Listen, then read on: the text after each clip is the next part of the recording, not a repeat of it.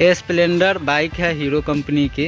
ये गाड़ी चलती थी तो पीछे से आवाज़ आता था किट किट करके, तो कस्टमर को समझ में नहीं आती थी कि भाई इसमें प्रॉब्लम क्या है।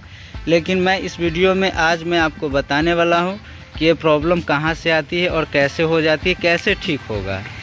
इसके लिए वीडियो को पूरा देखिएगा। ज़्यादा कुछ नहीं होता है।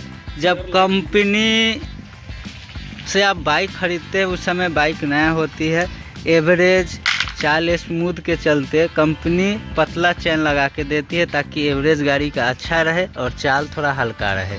ठीक है। क्या होता है कि समय के हिसाब से जब आपका बाइक 5 से 6 हज़ार किलोमीटर चल जाती है तो क्या होता है कि गाड़ी का जो चेन लॉक होता है, यानी कि पीछे वाला टायर पे जो आप चैन किट देख रहे हैं, इसको चैन किट बोला जाता है। इसमें ये वाला जो लॉक होती है, ये लॉक ख़राब हो जाती है। लॉक ख़राब होने के चलते आपके गाड़ी का पीछे वाला टायर से किट आवाज़ आता है, तो आपको लगता है कि शायद टायर के वायरिंग टूट गया, यानी कि चक्का का वायरिंग तो नहीं टूट गया। बहुत सारा दिमाग में बात चलती है, लेकिन होता क्या है कि इसका चैन लॉक कट जाने के वजह से किट करके आवाज़ आती है। तो आपको सिंपली क्या करना है कि ये चैन लॉक चेंज करवा देना है, जो कि 30 से 40 रुपये में आएगी, और आपका बाइक का जो किट का आवाज़ रहता है वो ठीक हो जाती है।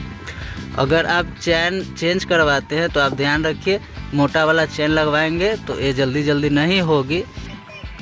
अगर आप कभी भी चैन चेंज करवाते हैं गाड़ी का चैन किट, तो आपको क्या करना है, मोटा वाला चैन आपको लगवाना है। वीडियो कैसा लगा जरूर बताइए। चैनल पर नया है तो प्लीज़ सब्सक्राइब। चलिए मिलते किसी और वीडियो तक के लिए, बाय बाय।